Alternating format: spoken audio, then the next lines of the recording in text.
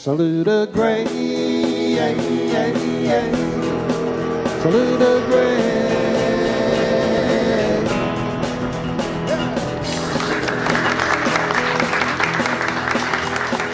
All right, well, thank you everybody for being here tonight. Bruce said I'm Bo Brown, and I am from Greenville, South Carolina. And I have actually been collecting railroad memorabilia since I was 12 years old. My grandfather worked for Southern Railway at Hain Car Shop in Spartanburg. So as a child, as long as I can remember, I was always up at the car shop. And we'd play in the cars, and the dining cars, and the passenger cars. And so I was brought up around the railroad. After my grandfather retired, I didn't realize there was a hardware store. I thought it was the railroad. If we needed a screwdriver, we went to the railroad. If we needed a shovel, we went to the railroad. So it was ingrained in our being. Hey, Yes? what did they do at the Hain shop? It's a metal play. They store metal there now. I think they store some cars there. It's a scrapyard. Hain Car Shop, they'll never do anything with it because it's so polluted.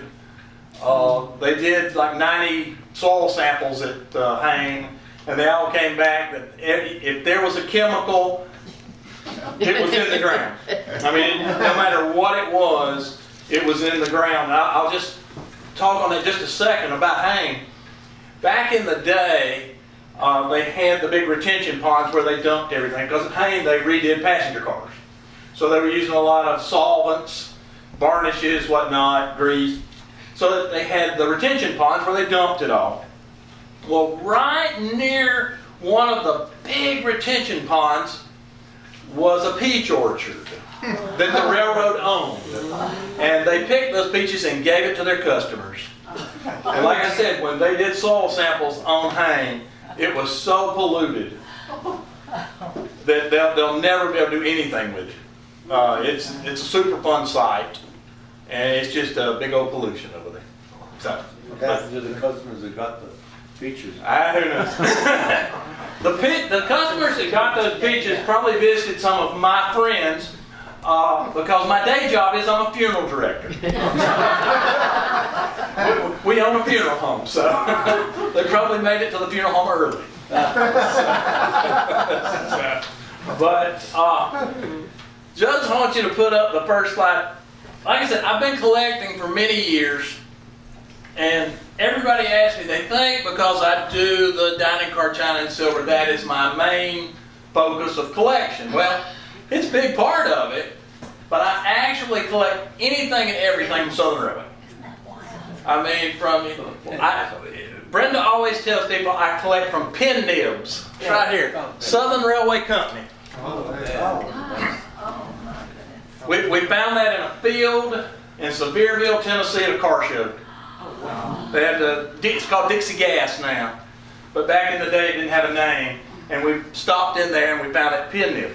So I go from pin nibs to my biggest part is I have a speeder. I have one of the inspection cars that the motor cars that they inspected the track with. So I go from the pin nibs to that and everything in between. I mean, bells, whistles, uniforms, lanterns, paper, tools, anything that the railroad had, I collect. So it's been, like I said, it's been a lifelong process. We spent a lot of time hunting and searching. When I was growing up, when my friends were going out and getting in trouble on Friday nights, I was at home in bed because I was going to be at the flea market at 3 or 4 o'clock in the morning. I was going to be hunting Jim. So, but anyway, so what we're going to talk about tonight is kind of the history, just a little bit of the history of dining car service itself. Focus on Southern Railway, the patterns of china silver that they used, the time periods that they used it, and then see some, towards the end, show some pieces of silver and china that you just don't see very often. I mean, they're hard to come by. Most of it's old. I was telling someone earlier, we have 2 displays here tonight the newest thing on this table is from 1923, which is this water pitcher and the ice bucket. Everything else is 1915 or older. So there's some pieces in here from the 1800s. This is from the Queen and Crescent route, which was Southern Railway West. That was their west lines.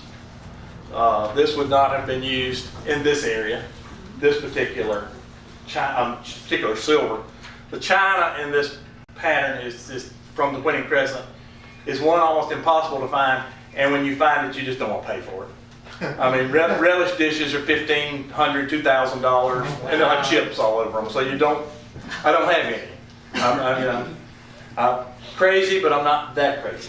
So, and then over here, this is a typical place setting from 1941.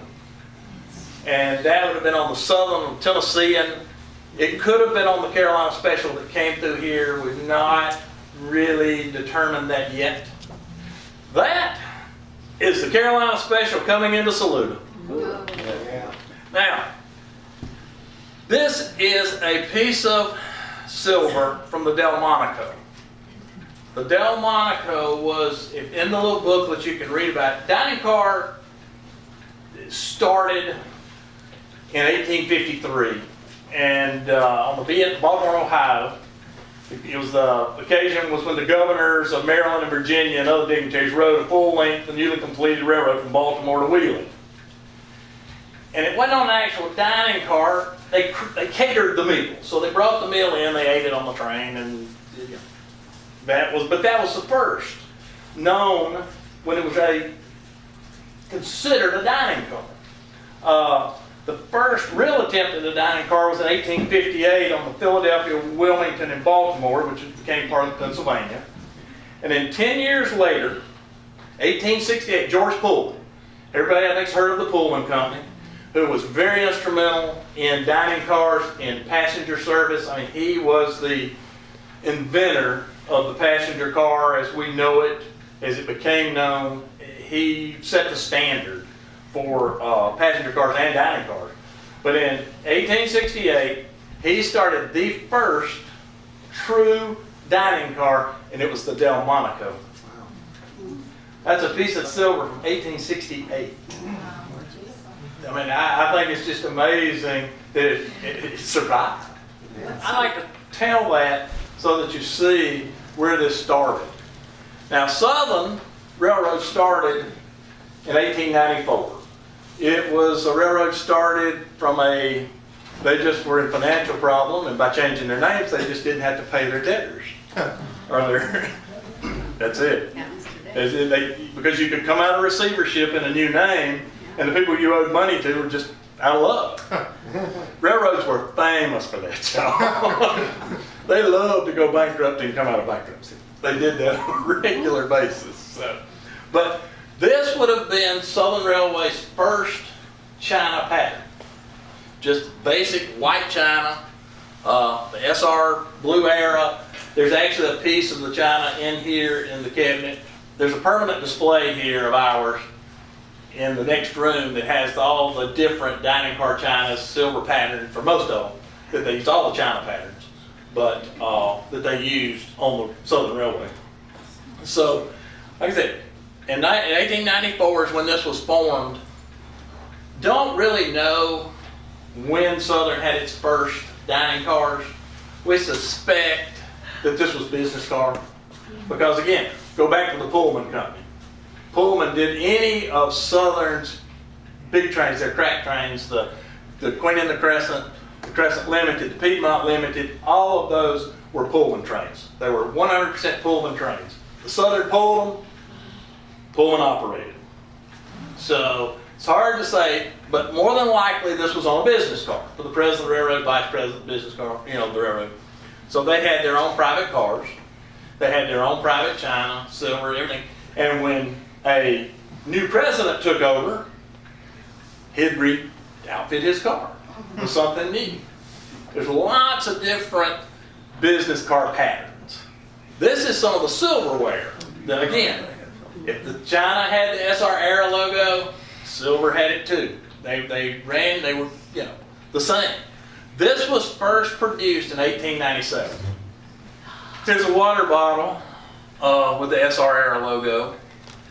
Etching first came about, and acid etching on glass came about right at the turn of the century, right at around 1900. 1895 to 1900 when it first started seeing etching used commercially like that on glass. So again, falls right in the time period of this being used. This would be a typical dining car in the late 1800s, early 1900s. On this side, there'd been 4 people to a table. On this side, 2 people to a table. And if you and your wife or spouse or whoever, your mom and dad, if you were 3 of you sitting at a table, somebody else was going to sit there with you. The railroad would sit somebody with you. It was first come, first served, but if there was an empty seat, you got to sit with them, which I kind of like. We rode Amtrak several times, met a lot of nice people, getting placed at a table with somebody. So I always enjoyed that aspect of it.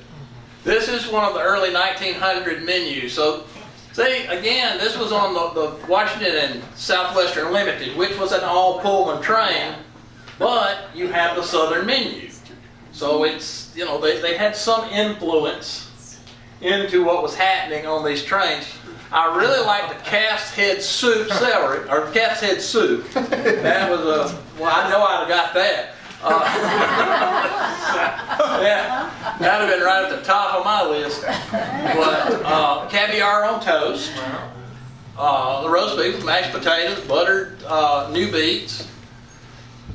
It was 4-star dining, 4 and 5-star dining, going at this point in time, 50 miles an hour as you went down the track. So it was an experience. You dressed up for it. You didn't slum in the dining car. You dressed up to go to the dining car. And it was. I was fortunate enough with my grandfather in the 60s. When he was still, of course, with the railroad, and we would catch the train in Spartanburg, and we would ride it to Atlanta on his pass, so we could eat on the train. They had a good menu. I mean, it had a lot of things. So, now, we were talking about the pottery that the guy said was made in Atlanta, somewhere between 1900 and 1910. This China pattern came out in 1909, so they would not have been using that SR Era on anything new after that. So again, the time frames all run pretty good together. But this pattern is called the Pelican. This China, with the exception of the name Southern, is the exact same China that the Pullman Company was using at that time. It just had Pullman where Southern is. Theirs was called Calumet. This is the silver that went with that. Again, side mark, just Southern. This China and this silver was used from 1909 to 1923. This is Smith silver. This is a pattern that was used on business cars. They're silver plated. Quadruple plate is what it is. It's not real silver, no. They use some. We have some sterling pieces from the railroad, but again, business car, a meeting somewhere. The sterling would not hold up to the use it was getting. The sterling's light. All of this is heavy. They needed it so that it wouldn't roam around the table. And the sterling was just too light for that, and like I said, it wouldn't hold up. Because I mean, they were. I've got pieces that I know they used as hammers. I know they used it as hammers. This is a teapot for in-room service. Again, this was probably used on a business car. It's too fancy for normal wear. It is 4 pieces. What you've got is, of course, the underliner, the teapot, the creamer, and then on top of the creamer is what looks like similar to the butter pat, but it's where they put the sugar cubes. So everything went. Sugar tongs. Yeah, the sugar tongue there, and then they had the sugar cubes would lay on the top there. So when they brought it to you, it was all in one. Here's a breakfast menu from the Piedmont Limited around that time, 1912, and these were little small menus, maybe big, tiny menus. I had to throw this in here because it's from the Land of the Sky, which that would have been on the Carolina Special, because of course Asheville was the Land of the Sky, so that would have been a luggage sticker. A lot of the travel brochures and everything came through the dining car. They were part of the dining car service. That was who was responsible for all that. Playing cards, dining car. Pillows, dining car. So the dining car was over more than just the dining car itself. So that's the reason I put that there. Here's a schedule where the Carolina Special was coming. I think it's pretty neat. Christmas menu from 1922. They did. I mean, everything is one-day menu. One day, thrown away. Thanksgiving was the same way. One day, thrown away. I saw they were on eBay here several years ago. 2 Thanksgiving menus from Southern Railway. Grease. Nasty. $700. I did not get it. I couldn't believe it. They're greasy and nasty. $700. 1923, Southern goes from the Pelican, which is the white plane, to this. This is the prettiest china that Southern ever did. This is called Peach Blossom. This is called Peach Blossom because on the side of it, it has peach baskets. This was by far the prettiest china that Southern ever had. Again, these are better pictures of it. Got the big platters. The one in the back is a turkey platter. And then the dome covers, when they would bring out toast, normally they covered toast with them. And that, not food, toast. Those were toast covers. Again, more of the pieces. I think in this pattern there's about 18 different pieces, shapes, sizes. This is the first set of silver that they used with that china. This is international. This is one of those pieces. That's that big water pitcher. This is a 1923 piece. Ice bucket. This silver did not hold up. I mean, they ordered it in 23. In 1925, they ordered from Reed and Martin because this silver just did not hold up. Wow. It wore, it dinged real easily, it broke. If you were plated it one time, the logo was gone. I mean, you couldn't see it, and they wanted that name. It was all about name recognition. So, in 1925, they go back to Reed and Martin. This is the pattern at 1920, that transition. This is what they'd gone to. So this was their mainstay from 1925 on most of the trains until 1950. They used this the longest of any of their patterns. It held up well. They had it on the glasses. This glassware is just impossible to find. It just broke, I guess. The top on this is a Smith silver top. The top's from 1908. The decanter has to be after 1915 because that's when they went to that logo. The Southern Surface South logo came about in 1915. These are some of the barware pieces, the ice buckets. These are difficult to find because there were so few of them. There would have been one cocktail shaker or lemonade shaker on a dining car. Again, one of the menus from 1927. This was their summer menu, I assume, because it's all cool items, cold items, drinks, and for the hot days of summer, July. They ate and used everything. Bacon grease was used in everything because they didn't throw it away. And again, we're going back that all these cooks were African American. They had eaten, that's their fried food was the mainstay. Bacon, all this grease, that was the mainstay. There's a dining car book, Dining on Rails, and it's taken menus or recipes from all the different railroads. The Texas and Pacific, if you ever see this book, get it. It's got great recipes in it. But there is pancakes from the Texas and Pacific Railroad. They got bacon grease and sugar in them.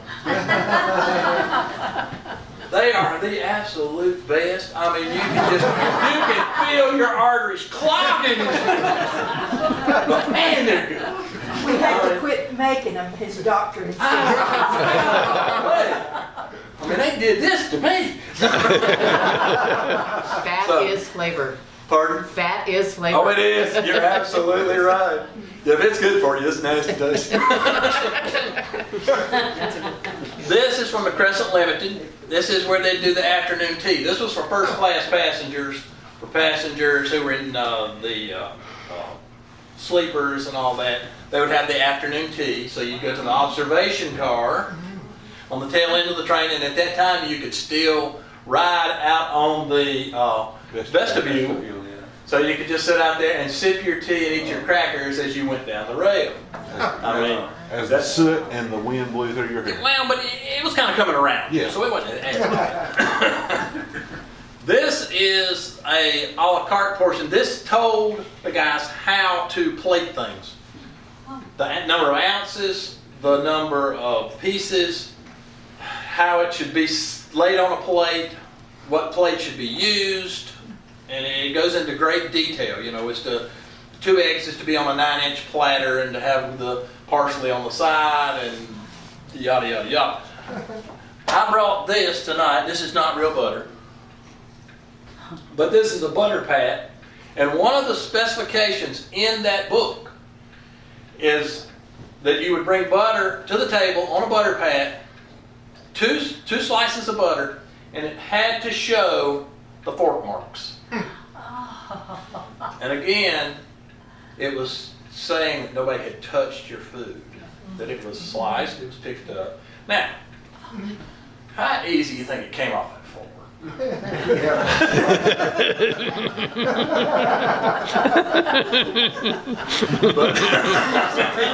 But it gave the illusion. And again, I mean, we're talking 1925, Deep South, Yeah. racism abundant, black waiters, illusion. Wow. So that's a great book. In researching all this, it's just a great book. This was one of the things, again, that the dining car department gave out, and this was very prevalent in this area, that they gave these out because of the apples. And it was like umpteen ways you can cook an apple. And several of these have the Land of the Sky logo on the back of them. This one didn't happen to have it, but I've seen them. But this was something that they gave out on the dining cars in the trains as you were coming in, let's say to Asheville, because you were going to be in this area, you might want to buy some apples if you were staying any length of time. Trying to promote agriculture in this area. Land of Sky menu, this was 1934. This is when it's interesting because during the Depression they advertised a lot in these menus. I wish I had the inside of this, but there's in that big menu, which just a menu about this big, the food's about this part and everything else around it is advertisements. And Pabst Blue Ribbon loved advertising. They tried to promote the area because they wanted more people riding their trains to get here. This is another form of peach blossom. First order was made in 1925. We all know what happened in 1929. So by 1929, they're trying to, and on into the Depression years, they're trying to save money. So they took the side logo off, and I don't know how much could it have saved, but they took the side logo off, and they just went to its marked under the bottom, Southern Railway System. And that's what they became their filler china during the Depression. They didn't order the side marked after 1929. To me, this was great. A friend of ours wrote a silver book. He worked on it for 5 years of all the railroads, not just Southern, all the railroads. And we were fortunate enough, he actually put some of our pieces in his book. But I kind of procrastinated on buying his book. So about 3 weeks ago now, we were at a big railroad show outside of Washington, D.C., and I bought his book. in that book was a picture from 1941. Betty Shepard, who was Miss Georgia in 1941, was on the Tennessean. Everybody knew that this silver was made especially for the Southerner in 1941. Right before World War II, coming out of the Depression, we're ramping it up. We're gonna push the Southerner, we're gonna push the Tennessean, and then we're gonna get to the Crescent. We're gonna get the Crescent because the Crescent's gonna compete with the New York Central, the 20th Century Limited, and these trains were introduced in March and April of 1941. Southerner in March, Tennessean in April. December of 41, Pearl Harbor. World War II. Here's the Piedmont pattern. Not the best looking china ever. I have a friend that says it looks good with food on it. He said when you put food on it, it changes the whole look. These are square notch bowls. There's one here. These, when you see these in pictures, they always had peaches in them. What they did, they were two different sizes and they set in one another so they could store it better. Yeah, more pieces of the Piedmont. They had a lot of different shape sizes, whatnot. World War II menus. They were still producing them, but they made them smaller. And on each one of them, there's something about the war effort on the back of them. Okay, 1948. World War II's over. Railroad is really ramping up now, because now we're going to turn our attentions towards the Crescent. That was their train. That was the, if there was a famous train on the Southern, it was the Crescent. So this was the first menu that they came out with in 1948. This was when they reintroduced the train. They went to, and the reason they didn't do it to 48 was because they had to build all these cars. Bud had to build all these stainless steel cars for it.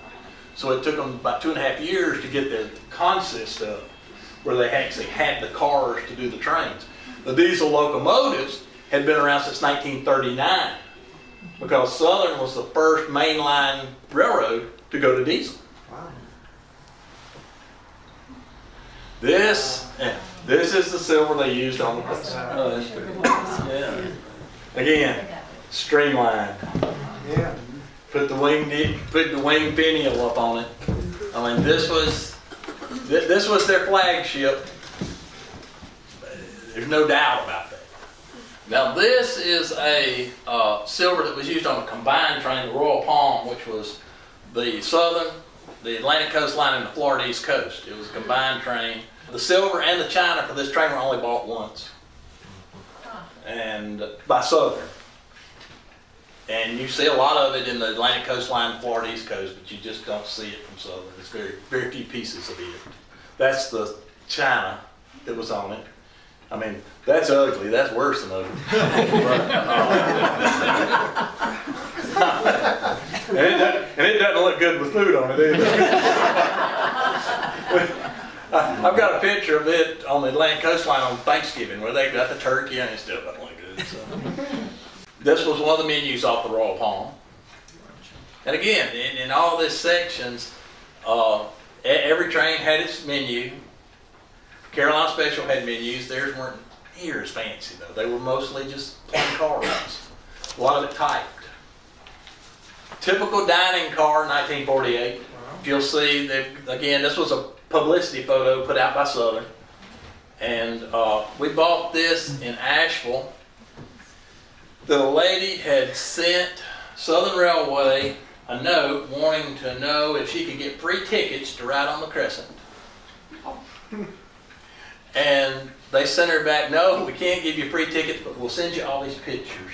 And there's about 10 8x10 glossies of dining cars, sleepers, the train, the whole 9 yards. It was better than the trip to me, so, but that's one of her pictures. This is one of the things that Hain Car Shop was famous for, was their electroplating. Because all this silver did take a lot of use, it took a lot of wear. I always bring this picture because you can just barely see the logo here. It's been replated so many times. Again, this is that 1923 silver.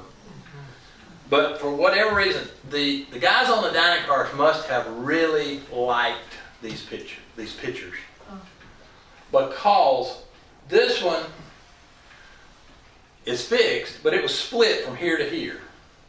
It was crazy. You can see it on the inside where they fixed it. Now, I don't think there were many of these, and this was fixed at Hang Car Shop in Spartanburg. And that's the only place that could have fixed it. It's the only place on the system that they had the technology, had the resources, everything to fix these things. But I love this picture because they thought enough of it to fix it, put it back into dining car service. When we found it at a railroad show in Gaithersburg, Maryland, with one of the guys whose dad had collected a lot of silver over the years. He had it beside a table on the ground, and it was black. It's black as this. I mean, just black as soot. And I asked him, I said, Leonard, I said, what do you?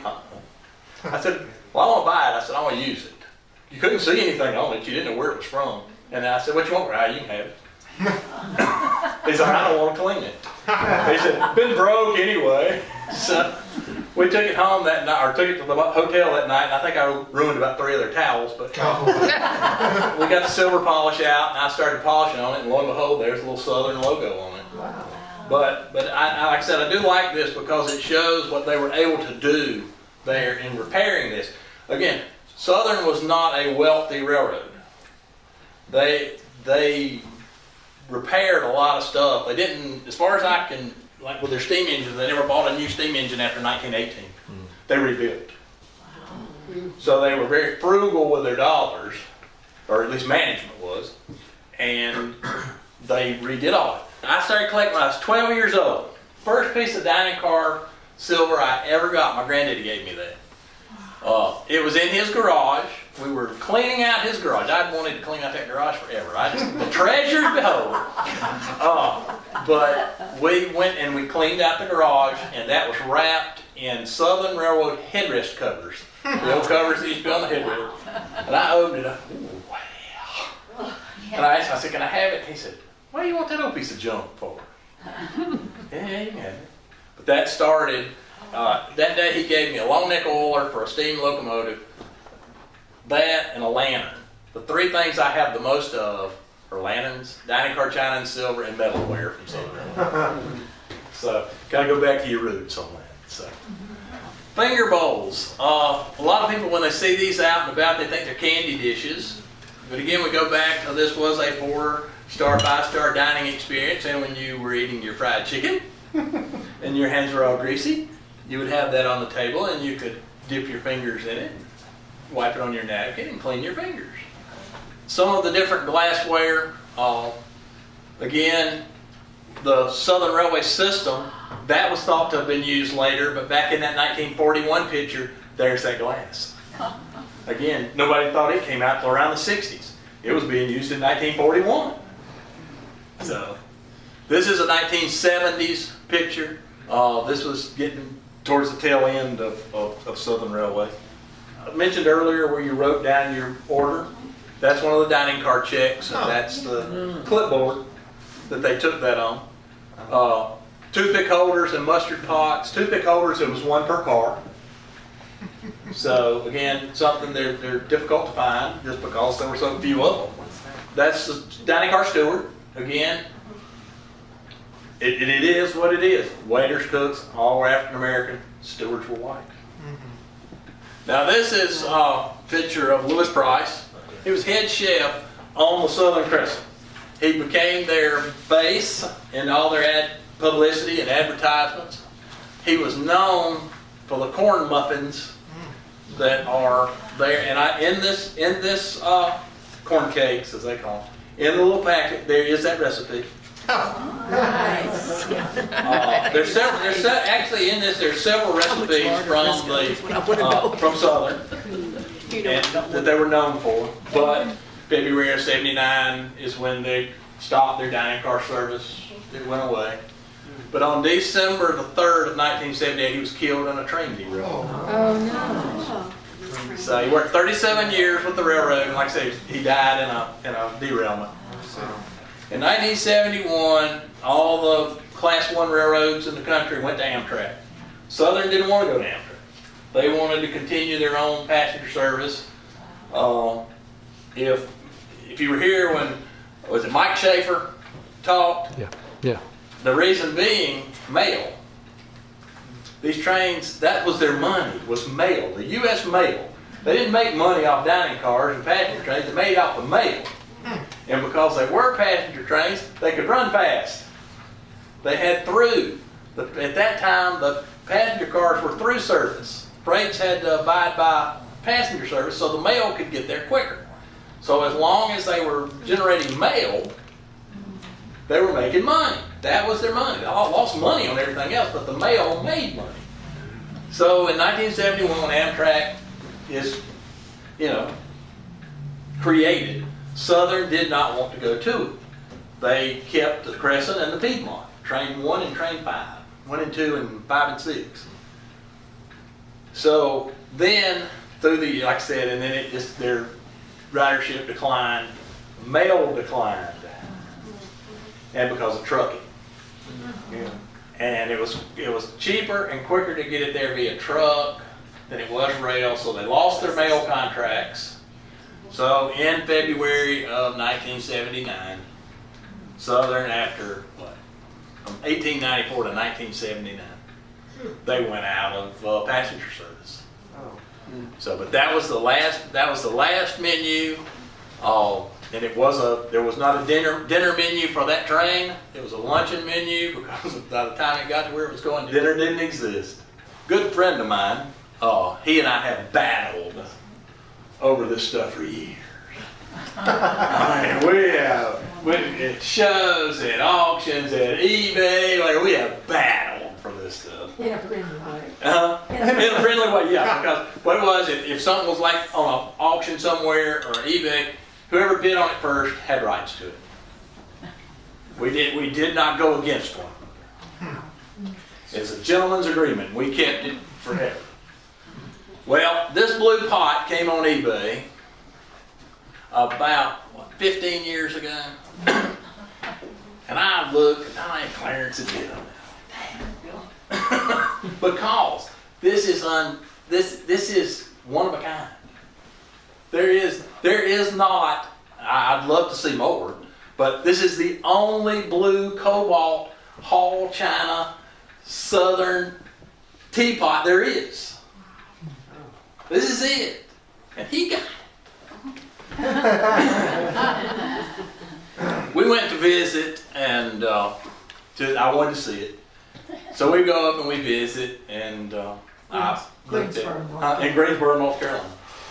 And I got to see it, and his wife kidded me about it for years. And I kept telling that client, I said, well, Clarence, when you die, I want it, So, well, in 2017, his wife got really sick. And so he decided that while she was alive, he was going to sell all his dining car china and silver. Well, to get the teapot, I had to buy everything he had. 189 pieces. Oh, wow. Because I had already bought how many before. We had bought that many or more before on another deal. But he decided to sell. Well, his wife, we had not seen her since she had really gotten sick. And so she came down the hall, and it was like, whoa, because she was really sick.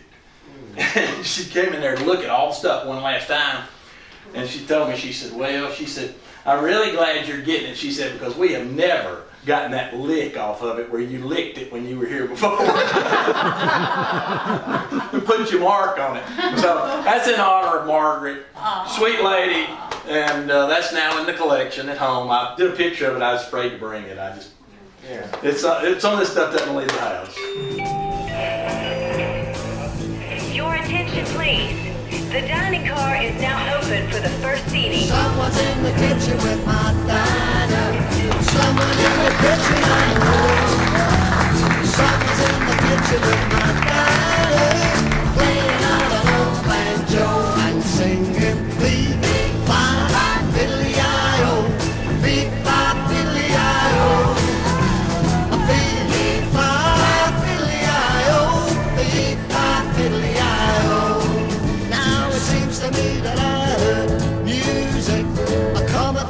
kitchen